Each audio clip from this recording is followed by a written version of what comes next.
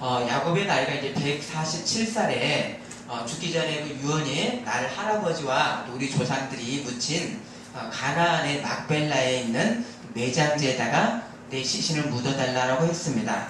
이 야곱 자신의 그 남겨진 그런 시신마저도 하나님의 언약이 있는 가나안 땅에 묻히기를 소원하는 아주 깊은 어떤 신앙의 증거가 야곱의 유언으로 표현이 되어 있는 그런 내용입니다. 오늘도 이 지난 시간을 이제 이어서 죽음의 주제에 대해서 오늘 우리가 말씀을 나누는데요. 이 실제 사람이 죽어가는 이 과정에 여러분 혹시 뭐 경험을 해보셨을 것입니다. 그 죽음의 그 참담함, 또 그 처절함은 아주 적나라한 그런 현실입니다. 또 이 수를 다하지 못하는 그 죽음 뒤에 남겨진 유가족들의 상황을 보는 것으로도 그냥 간접적으로 보는 것만으로도 한숨과 눈물이 나는 것이 죽음입니다. 지난주에 제가 한 동기 목사님을 만났는데 이분이 노예에서 겪었던 이야기를 좀 얘기를 했었습니다. 이분은 그 목사님은 자폐 자녀를 가진 분인데 이로 인해서 아주 내적으로 외적으로 굉장히 고통을 겪는 분입니다. 이분이 노예에서 한 젊은 그런 개척교회 목사님을 만났다 그럽니다. 그래서 서로 소개를 하면서 개척한 지가 몇 년 되셨습니까? 라고 했더니 4년이 됐다 그러고, 그러면 사모님은 개척교회 섬기는 거 힘들어하지 않습니까? 라고 했더니 그 개척교회 목사님 말씀이 하나님께서 아내를 얼마나 사랑하셨는지 벌써 3년 전에 데리고 가셨다라고 그 이야기를 들었다 그럽니다. 그때 그럼 사모님 돌아가실 때의 그 아이들의 나이가 10살, 7살 그 나이에 사모님 암으로 돌아가셨고, 또 지금까지도 목사님이 혼자 개척교회를 섬기고 있다는 이야기를 저희 동기 목사님이 들었다 그럽니다. 근데 그 이야기를 듣고 자신은 자폐 자녀가 있는 그 어려움이 있는데 그 목사님 상황하고 비교를 해보니까 아내도 없이 개척교회를 섬기고 또 그 아이들을 돌보는 상황을 비교를 해보니까 자기는 그래도 행복한 사람이다 라는 그런 이야기를 들었습니다. 자, 이렇게 이 죽음이라는 것은 아주 적나라한 그런 현실이라는 것을 우리가 감안을 하고, 우리가 그것을 알고 죽음에 대해서 우리가 성경으로 공부를 하고 또 우리는 매일 죽는 연습을 해야 됩니다. 창세기 15장에 하나님께서 아브라함에게 주셨던 언약이 창세기 15장 15절에 너는 장수하다가 평안히 조상에게로 돌아가 장사될 것이다 라고 하는 이 평안한 죽음을 아브라함에게 언약을 하셨습니다. 그 언약대로 아브라함은 그렇게 복된 죽음을 맞았습니다. 또 구약의 이 율법서에는 하나님의 말씀에 순종하는 사람들은 어떻게 죽는다고 했습니까? 장수하고 복을 받는다라고 하셨습니다. 하지만 현실은 어떻지요? 물론 그 말씀이 맞는 어떤 의인들도 있지만 100% 의인의 죽음이 그렇게 수를 다 누리는 죽음이 아니라 억울한 고통의 죽음이 있는 현실이 뭐 역사가 증명을 하고 있고 또 우리 주변에도 사실은 그런 현실도 우리는 보고 있습니다. 자, 이렇게 이 구약 성경에서 의인의 평안한 죽음에 대해서도 말씀을 하고요. 또한 또 순교를 당하는 어떤 무고한 의인들의 죽음에 대한 그런 말씀이, 이런 모순의 어떤 상황들이 정리되지 않고 구약 성경에는 기록이 되어 있습니다. 자, 그러면 이거 뭡니까? 구약은 이것은 무엇을 뜻하는가? 이런 모순된 이런 내용들이 의인의 무고한 죽음 그것으로만 끝나지 않는 영원한 부활의 생명에 대한 강한 소망을 이 부활이 품고 있는 것입니다. 또 이 죽음의 허무성에 대해서 잠언 3장 19절 말씀에 인생이 당하는 일을 짐승도 당하나니 그들이 당하는 일이 일반이라 다 동일한 호흡이 있어서 짐승이 죽음같이 사람도 죽으니 사람이 짐승보다 뛰어남이 없으면 모든 것이 헛된 이로다. 자, 이렇게 모순과 허무, 이게 죽음의 실상입니다. 하지만 허무의 죽음이, 이렇게 구약은 이렇게 정직하게 이걸 죽음에 대해서 묘사를 하고 있는데 이 허무의 죽음이 결국 생명의 근원이신 하나님을 통해서 어떤 영생의 실체를 볼 것인지를 구약은 그리스도에 앞서서 강하게 소망을 하고 있었던 것입니다. 자, 이제 신학에 넘어가서 이제 바울의 신학에서는 죽음은 죄의 권세 아래 있는 인간의 운명이다 라는 것이 어떤 죄에 대한, 죽음에 대한 바울의 어떤 성경의 말씀입니다. 그럼 이 죽음의 운명에 놓인 사람들이 생명을 사는 동안에 어떤 이 지향을 가지고 있으면 그 사람은 이미 죽음을 이긴 사람인가? 무엇이겠습니까? 바로 우리가 죽지만 너희가 살아서 믿는 자는 영원히 죽지 아니하리라 그랬습니다. 무엇에 대한 지향이 있어야 됩니까? 바로 하나님의 영광을 위하는 사람만이 진정한 내 생의 의미를 우리가 사는 것이고, 그리고 이미 우리의 삶 속에서 우리는 무엇을 이겼습니까? 죽음을 이겼고 죽음의 연습을 하고 있는 것입니다. 그래서 우리가 먼저 제가 결론으로 말씀을 드렸습니다. 과정에 대해서 지금 나눕니다. 자, 고린도후서 5장 15절에 그가 모든 사람을 대신하여 죽으심은 살아있는 자들로 하여금 다시는 그들 자신을 위하여 살지 않고 오직 그들을 대신하여 죽었다가 다시 살아나신 이를 위하여 살게 하시니라. 아멘이십니까? 아멘. 반면 이렇게 살지 않는 사람들, 하나님을 따른 죄인들은 사실은 죽음을 어떻게 이렇게 대하고 있을까요? 하나님을 따르는 사람들은 죽음을 내 영역 밖에서 영역 밖으로 죽음을 자꾸 몰아내려고 하는 사람들입니다. 그러나 그렇게 한다고 죽음이 몰아집니까? 아니지요. 몰아지지 않습니다.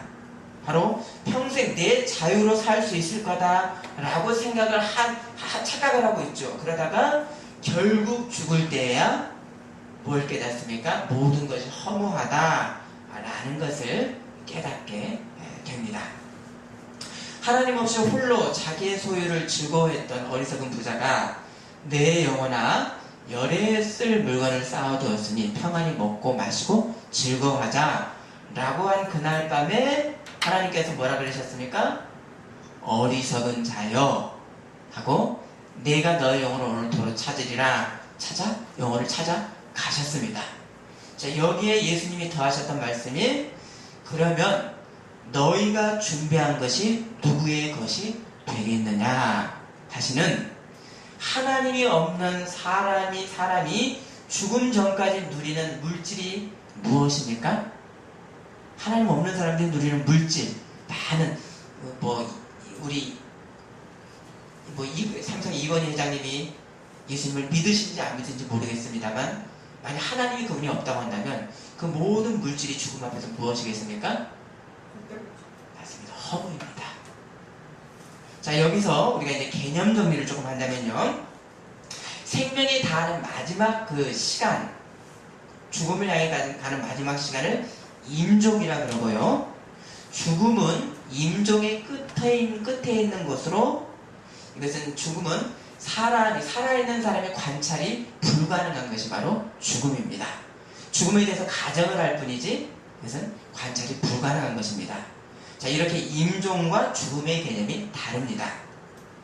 자, 성자 예수님께서 역사에 보이셨던 것은 하나님의 뜻 가운데 내가 아버지의 뜻을 행하겠다라고 하는 하나님의 뜻에 대한 일치였었습니다. 하지만 예수님의 십자가에 돌아가실 때는 바로 대속 제물의 사명으로 가지고 이 세상에 오셨는데도 예수님께서는 임종 때 어떤 말씀하셨습니까? 고통스러우셔서 그렇게 겟세마네 동산을 그렇게 말씀하셨고, 십자가에서는요 하나님에게 엘리 나마 사박다니 나의 하나님 어찌하여 나를 버리셨나이까. 자, 이해가 어렵습니다. 세상 죄를 대속하는 어린 양으로서 이 세상에 오셨는데도 십자가상에서는 하나님 앞에 울부짖습니다. 자, 왜일까요? 그만큼 이 예수님의 죽음은 주변의 사람들과 함께 따뜻하게 환영을, 마중을 나는 어떤 그런 임종이 아니라 제자들도 도망을 가버렸고요. 주변의 그 십자가 밑에서는 예수님을 향해서 저주를 하고 침을 뱉는 수치스러운 죽음, 바로 그 죽음이 육체적 죽음뿐만 아니라 어떤 죽음입니까? 영혼의 인격적인 죽음까지의 처참한 죽음이었습니다. 임종 중에서 굉장히 아주 끔찍한 어떤 그런 임종이었습니다. 그러면 예수님은 어떤 분이셨습니까? 죄의 권세 아래 죽음을 맞는 모든 사람을 대표하셨던 둘째 아담이었습니다. 자, 여기에 절대의신 이 예수님의 그 임종, 예수님의 죽음은 바로 임종의 상황이 어떻습니까? 절대의신 예수님의 죽음, 임종의 상황이 주변으로부터 저주를 받고요, 조롱을 받고요, 또 누구까지 침묵하셨죠? 아버지 하나님마저도 침묵하시는 저주의 임종이었습니다. 자, 이 저주에서 예수님께서 외치신 것이 뭐였죠? 하나님을 어떻게 부르셨습니까? 하나님을 나의 하나님이라고 부르셨습니다.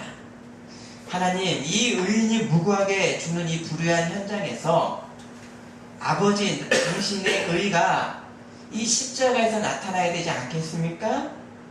하나님의 의만이 불의를 바로잡을 수 있지 않습니까? 라고 하는 이 사실이 있었기 때문에 예수님은 나의 하나님, 나의 하나님, 당신만이 이 의인의 무고한 죽음의 이 불의를 절대의 의로 바꾸실 수 있습니다. 라고 그 저주의 임종에서 아버지께 탄원을 했습니다.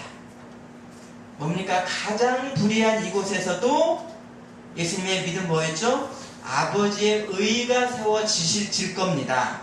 이 믿음과 이 사실대로 하나님은 아들을 어떻게 했습니까? 새로운 부활의 생명으로 일으켜 세워주셨습니다. 죄의 권세를 아들의 대속으로 죄의 권세를 사망을 도말하셨습니다. 죄 아래 어떤 사람이 가장 이런 예수님의 임종이 저주의 임종의 죽음과 같은 곳에서 하나님의 의와 하나 될 사람이 누가 있겠습니까? 여러분, 우리가 이야기하는 의인이라고 하는 사람 중에 그 저주의 죽음에서 하나님의 의와 전혀 떨어지지 않을 사람으로서는 누가 있겠습니까? 없습니다. 하나님과 당신의 아들만이 그 슈퍼 블랙의 아주 짙은 어둠의 죽음마저도 아버지와 아들의 사랑과 하나됨을 끊지를 못했습니다. 아멘이십니까? 아멘.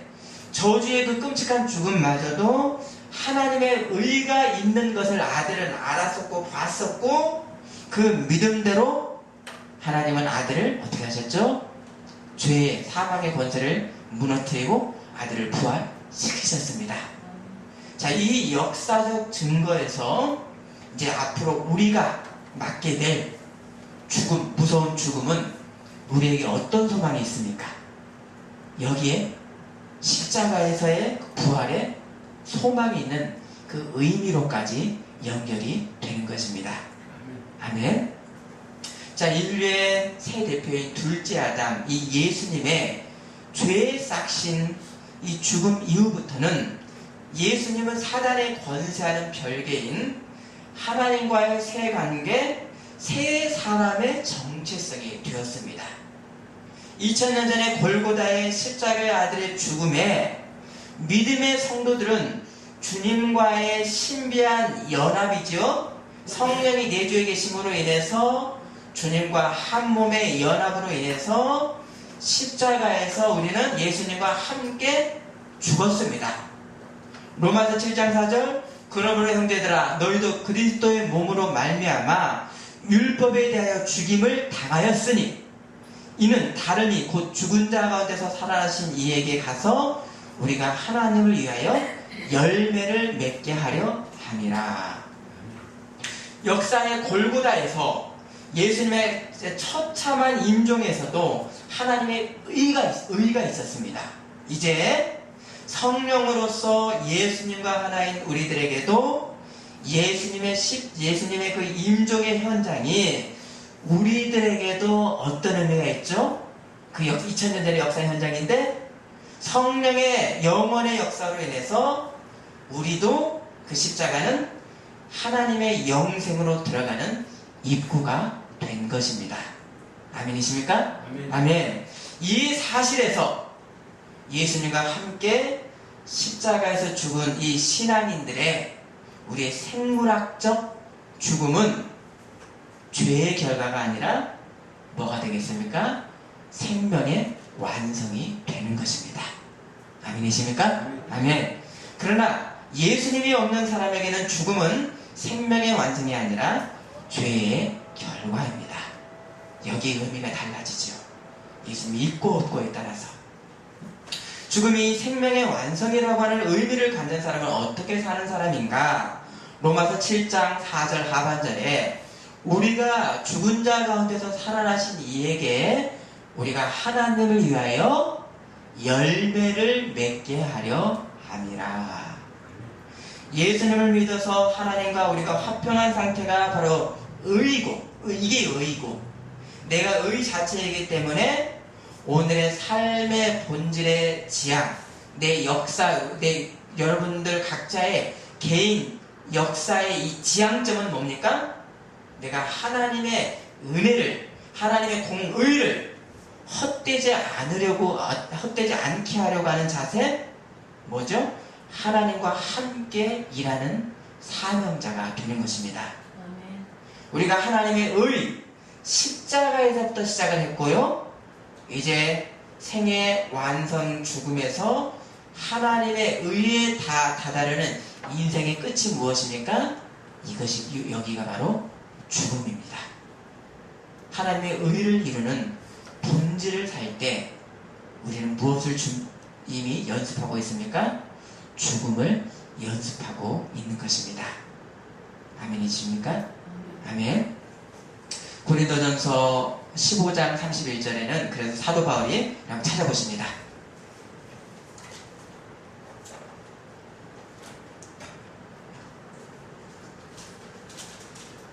고린도전서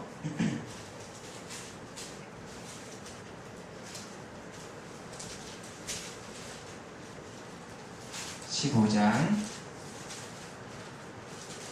31절 의미 생각하시면서 읽습니다. 형제들아 내가 예수를 위하여 의에 대한 나의 자랑으로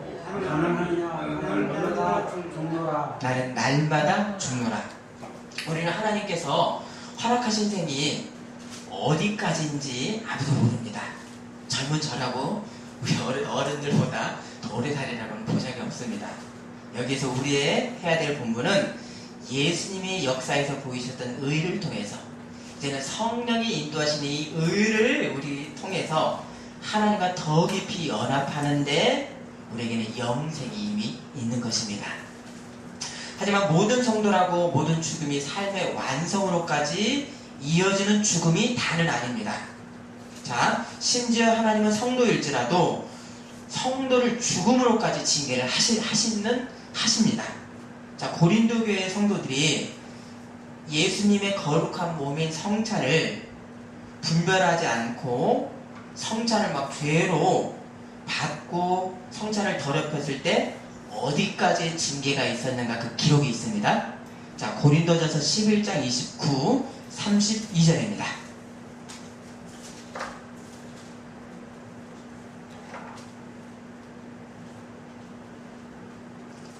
고린도전서 11장 29에서 32절입니다.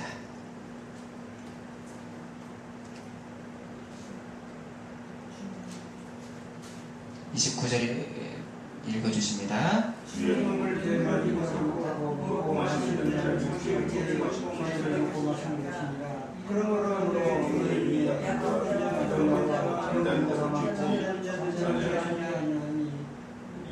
우리가 우리를 판단을 받지 아니하리라. 우리가 판단을 받는 것은 주께 징계를 받는 것이 징계를 그 받는 세상과 성경을 다시 않게 자, 주의 몸 성찬을 분별하지 못하고 더럽혀가지고 어떤 사람까지 있는가 보면 30절 보십시오. 잠자는 자도 적지 아니하나니 뭡니까? 바로 죽음으로까지 심판을 징계를 하나님께 하셨습니다. 자, 그래서 성도가 이 심판 왜 그렇게까지 하셨습니까?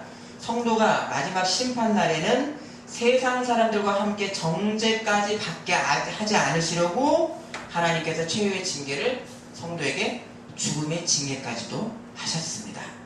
자, 이렇게 죽음은 성도에게 어떤 인생의 완성이기도 하지만 또 한편으로는 성도일지라도 영벌의 심판을 막으시는 죄의 징계의 뜻이 죽음에도 또 있습니다. 결국 믿음의 성도에게는 징계의 죽음까지도 이게 두렵지만 죄의 저주의 죽음이 아니라 뭡니까? 결국은 하나님의 은혜입니다. 그러나 어리석어서 우리는 여기까지 가지는 않아야 되겠지요. 자, 이 야곱의 이제 죽음과 이제 요셉의 임종에서 이제 공통점은 죽기 전에 유언을 하고 죽음을 이들이 준비를 했었습니다.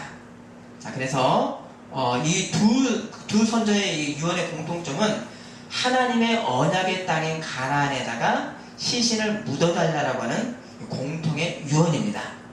그럼 이 유언의 속뜻을 우리가 좀 살펴보면 두 선조들은 죽음을 사모한 것이 아니라 간절히 생명을 사모했었던 말이 그 사모가 이 언어 가운데 표현이 된 것입니다.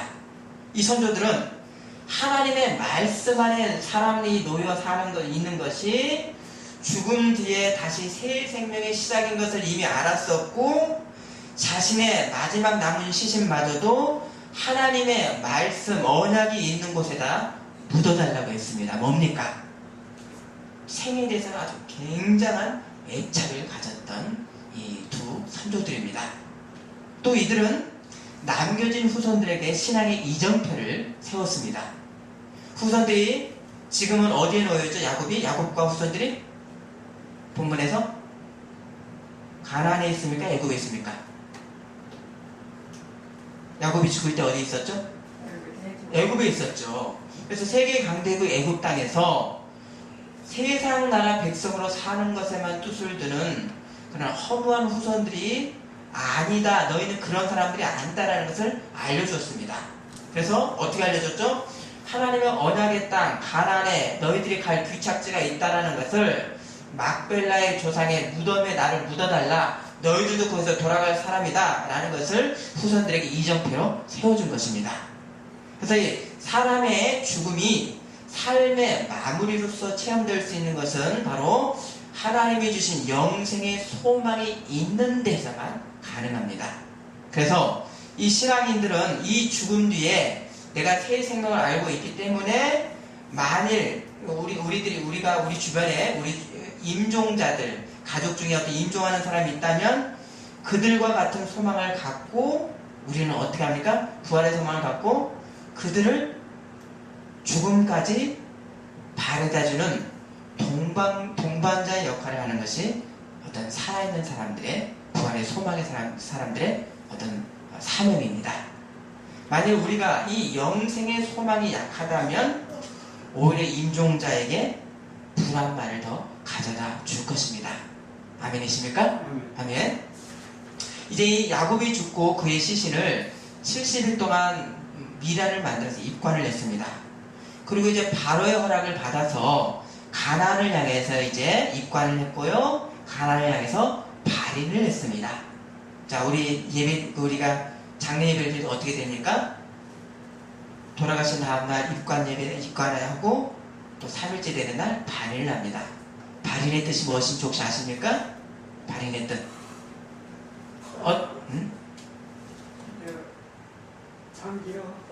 예, 맞습니다. 어떤 일의 출발 또 삶의 터전을 떠난다 라고 하는 뜻입니다. 그래서 야곱이 시신을 발인을 해서 갔더니 가나안의 이 막벨라 밭에는 이미 삶의 터전을 떠났던 조상들이 누워 있었습니다. 성경에서 이 야곱의 입관과 이 발인의 기간은 애굽에서 가나안까지 길어야 한 달이 안 걸렸을 것입니다. 하지만 이 기간을, 이 발인의 기간을 통해서 야곱의 12아들들은 우리들이 돌아갈 곳이 세상 북이영화 애굽 땅, 여기서 우리가 천수를 누리는 것이 아니라 어디라는 것을 생각했겠습니까? 맞습니다. 하나님의 언약에 있는 가나안이라는 것을 새기는 인생의 어떤 계기가 되었을 것입니다. 자, 이제 야곱이 죽은 지 54년 뒤에 이스라엘의 장자인 요셉의 임종에서도 또 유언을 합니다. 자, 창세기 50장 25, 26절입니다.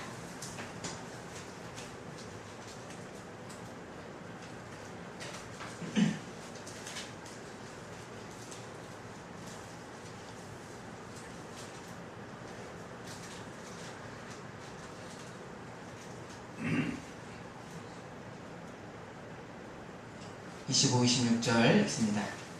요셉이 그 이스라엘에서 이스라엘에게 하나님 방식을 하나님을 세우시는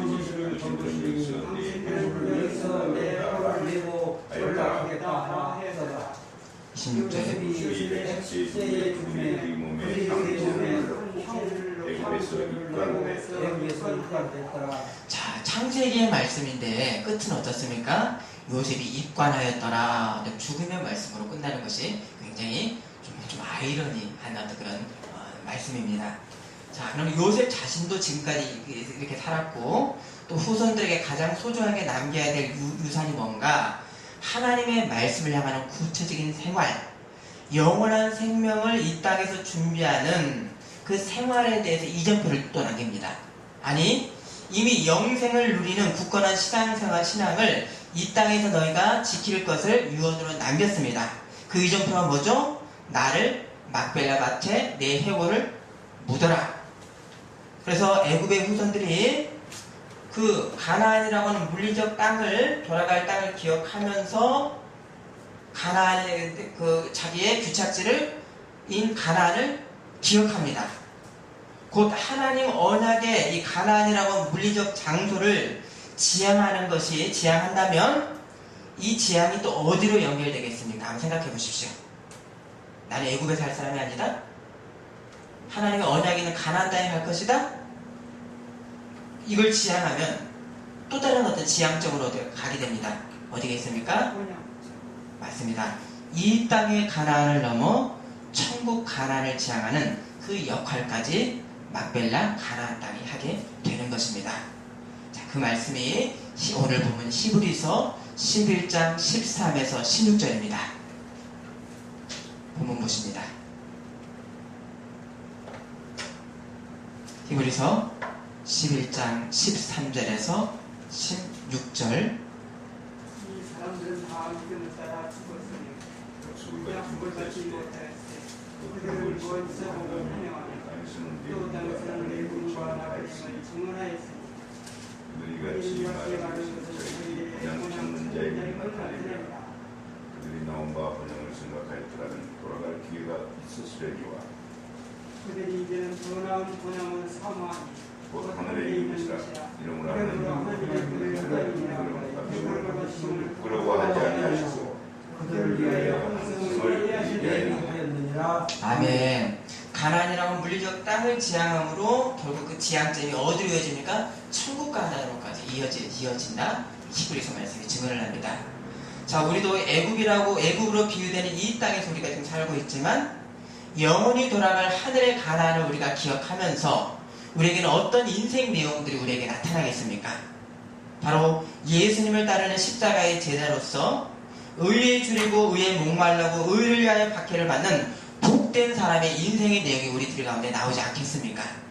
그러면 내 해골을 메고 가나안으로 올라가라 라고 요셉이 말씀했습니다. 그럼 이 요셉의 이 유언, 이 발인에 대한 유언이 언제 이루어졌죠? 언제 이루어졌습니까? 약 400년 뒤에 출애굽할 때 이루어집니다. 자, 말씀을 찾습니다. 출애굽기 13장 19절입니다. 출애굽기 13장 19절.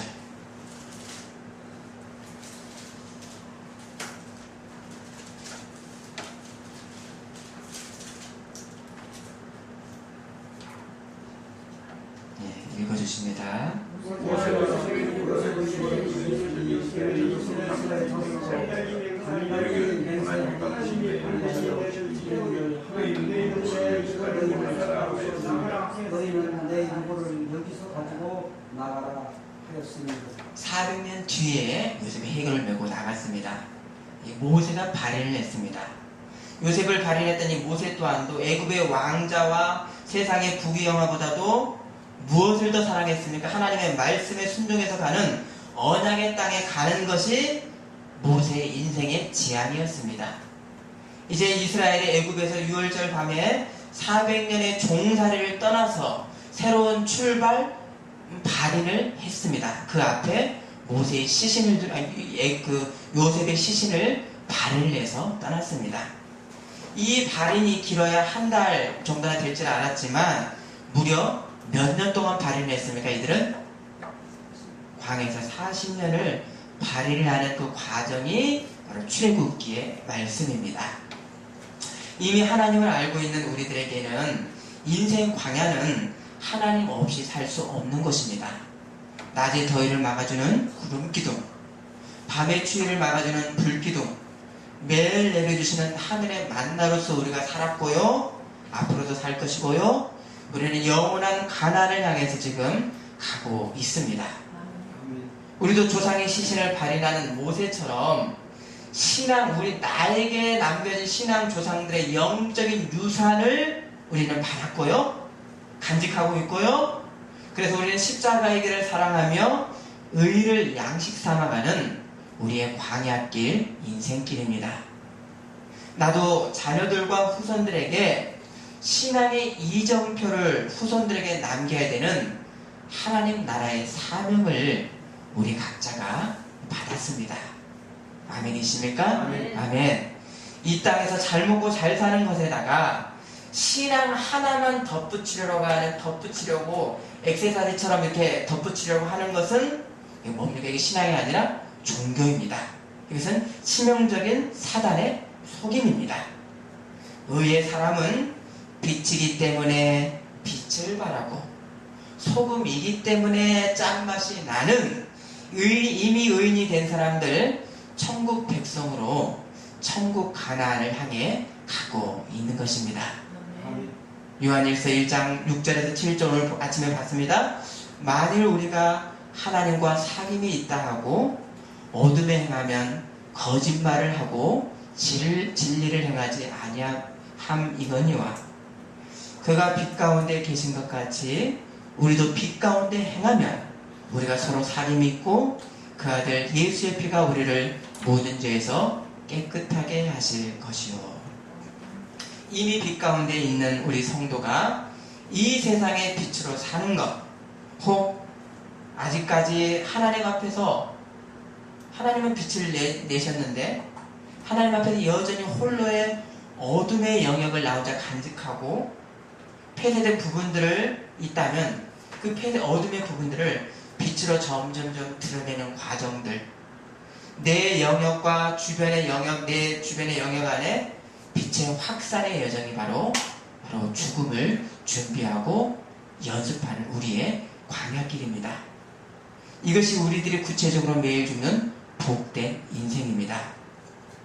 마지막으로 죽음에 대해서 임상으로서 가장 연구를 많이 했던 연구자분이 여자분으로서 엘리자베스 키블러 로스라고 하는 분이 이건 전문 호스피스였었습니다. 호스피스는 어떤 분입니까? 이제 마지막 시한부 인생 분들을 편안하게 이렇게 보내는 삶의 질을 이렇게 지켜주는 어떤 그런 분들입니다. 이분은 가까이서 수많은 사람들의 죽음의 지경을 지켜봤었고, 그리고 그런 많은 데이터의 그 임종의 그 임상 연구는 연구의 그 내용이 보면 죽음에 대한 다양한 반응이었었습니다. 대부분의 사람들이 죽음을 거부를 하고 분노를 하다가 결국에 가서는 수용하는 단계로까지 가는 어떤 다양한 국면들이었습니다. 근데 끝까지 죽음을 거부하는 사람들도 또 있습니다. 또 심지어 이 키블러-로스 자신마저도 그렇게 죽음에 대해서 가까이 있었으면서도 자신의 죽음을 처음에 거부하고 분노하다가 결국 죽음을 수용했던 그 과정이 인생 수업이라고 하는 책에 기록이 되어 있습니다. 자, 이렇게 우리 살아있는 우리가 아무리 죽음을 우리가 연습하고 준비한다고 해도 우리 이 죽음의 연습은 단편적인 죽음을 연습하는 것 뿐입니다. 종국의 우리의 완전한 생물학적 죽음을 우리는 미리 알 수가 없습니다. 다만 우리는 무엇이든지 하나님 앞에 전적으로 의지하고 겸손함으로 우리의 삶의 완성, 죽음을 향해서 나아가야 되는 것입니다. 기도하시겠습니다.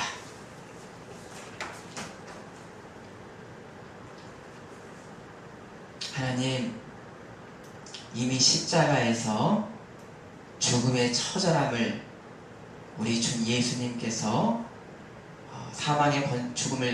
죽음을 통해서 사망의 권세를 이기셨고 우리 또한도 이미 사망의 권세를 이겼습니다. 그러나 생물학적 죽음이라고 하는 이 고통 앞에, 두려움 앞에 우리는 이렇게 또 살아가고 있습니다. 하나님, 살면서 십자가를 쫓으면서 이 생물학적 죽음을 미리 준비하는 지혜로운 우리가 될 수 있도록 인도하여 주옵소서. 예수님 이름으로 기도드립니다. 아멘.